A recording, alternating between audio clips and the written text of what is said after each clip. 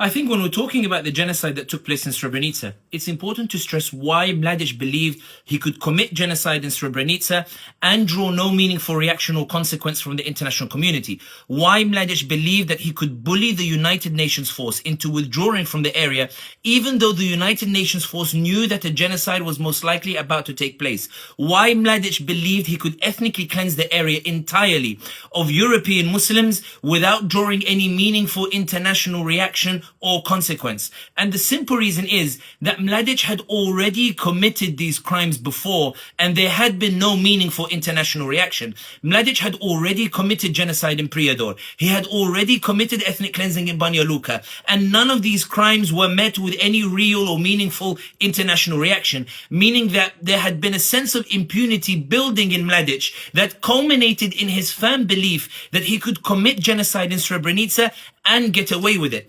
Mladic believed that the international community did not necessarily have a problem with his overall aim of erasing Islam from the heart of Europe, but rather they had concerns over the methodology with which he was adopting in order to achieve those aims. British officials had already stated that what was happening in Bosnia in terms of killing Muslims was a painful but necessary for the reconstruction of Christian Europe. The French President Mitterrand had told Clinton that the UN arms embargo, although it disadvantaged the Muslims, he would prefer to lock in that disadvantage because, quote, a Muslim majority state in the heart of Europe was an unnatural phenomenon and Bosnia did not belong.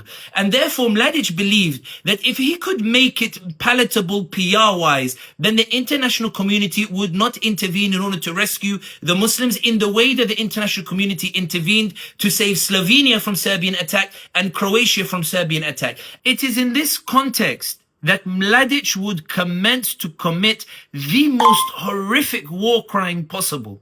He would commence and commit genocide against thousands of Muslims in Bosnia. He would set his army to shoot them in the forest, to shoot them in firing lines, and throw their bodies into pits, a crime of such proportions that the families of the victims to this day continue to return to Srebrenica as more bones are uncovered, and as these families ask, are these the bones of my loved ones that Mladic's army killed? But it's also important to note that Mladic ultimately failed in his overall aim. Mladic failed to erase Muslims from Bosnia. Mladic failed to erase Muslims from Srebrenica. Mladic would eventually be dragged to The Hague and sentenced, while the families of the victims would move back to Srebrenica.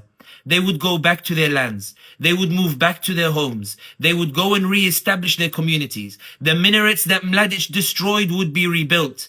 The mosque that Mladic destroyed would be rebuilt. The Muslim community in Srebrenica went back, and many of them are there at the Srebrenica memorial as thousands from around the world gather to commemorate the genocide that took place.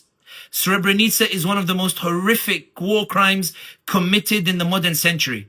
But it's also equally important to stress that the oppressor left, the oppressor was defeated, and the victims eventually, they were the ones who inherited the land and they went home. Just as the Palestinians will one day inherit their land back and they will also go home.